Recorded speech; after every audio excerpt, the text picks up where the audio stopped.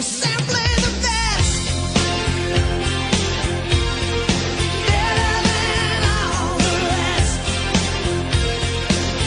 Hello, welcome back to the channel. It's JPA here. In today's video I'm going to be looking at Rangers versus Dundee United at Ibrox tomorrow. If you're new to the channel, please think about hitting that subscribe button, hit the like button as well, and we'll just get straight into this video, guys. So yeah, Rangers versus Dundee United tomorrow, 3 PM kick-off. Unfortunately, because it's a 3 PM kick-off and we're at home, it's not on any other channel apart from Rangers TV. That's a good thing, probably. You get the good commentary there with Tom, and it's usually like Kevin Thompson or Peter Lovenkrands or something. So the commentary is good, the coverage is good. Looking forward to this one.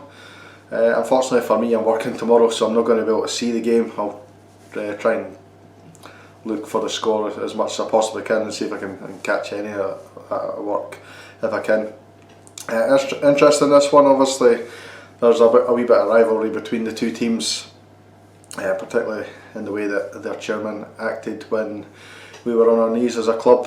I'm not going to go into any more detail than that, but yeah, there's a bit of bad blood between the two sides, let's just say. A few meaty challenges have been in the previous couple of games that we've played this season, namely the one that should have been a red card on Morelos, and then Morelos obviously getting that retrospective ban later on in the second game for the elbow. So a few meaty challenges, obviously involving Morelos. Who else gets involved in these kind of things?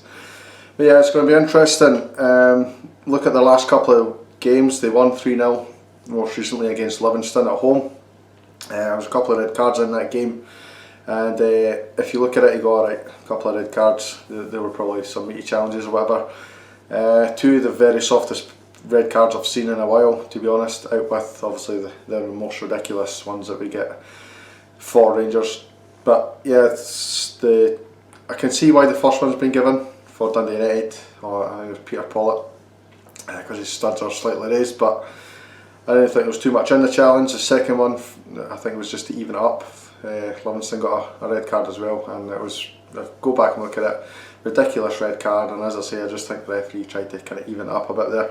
So 3-0 win, decent result. Before that, they had a 2-0 win away to Ross County. That's no mean feat. Ross County, as we all know, are a good side away from home. They'd give us plenty of trouble to beat Celtic away from home. Well, at their home, sorry, at Dingwall. So they are a difficult team to break down. Before that, they lost 2-1 away to Motherwell at Fir Park. Interesting to know that in each of these games they've played a different formation. Against Livingston they played a 4-2-3-1. Against Ross County they played a flat 4-4-2. And against Motherwell they played 3-5-2, which is very, very interesting. They also played 2 games against us this season, which we'll go into, and in both occasions they played a slightly different formation as well. So it's interesting to see that Mickey Mellon doesn't stick to the one formation or the one set of rules. He kind of chops and changes a little bit, changes the front two quite a lot.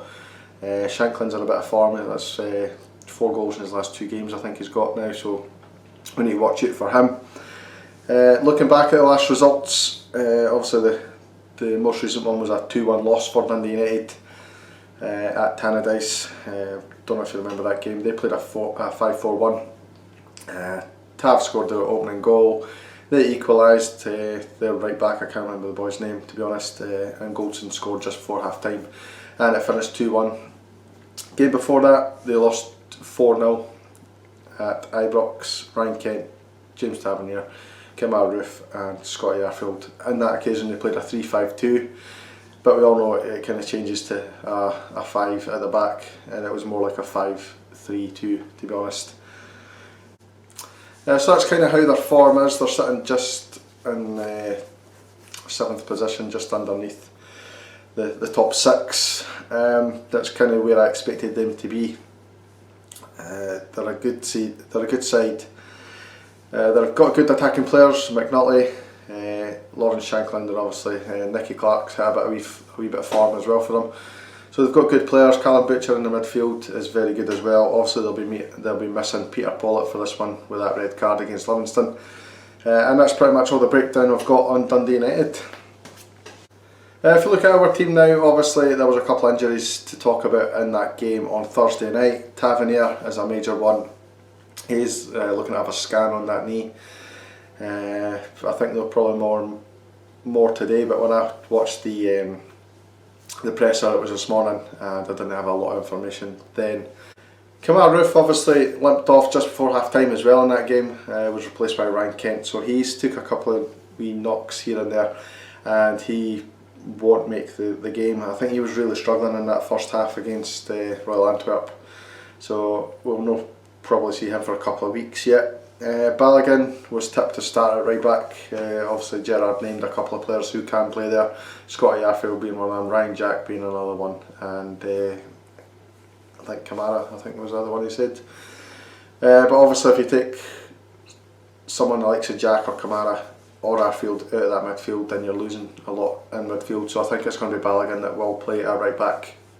Because of his performance in midweek on Thursday night there, and the fact that Roof's out, I would expect Morelos to start up front as well.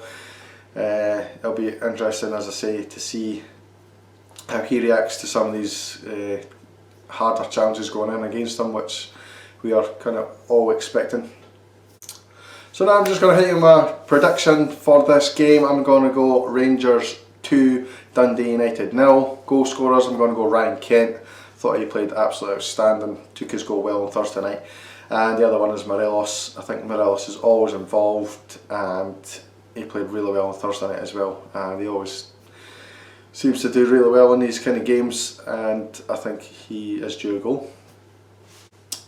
So that's the video pretty much wrapped up and done. Let me know your predictions in the comments section and we'll have a wee discussion about it.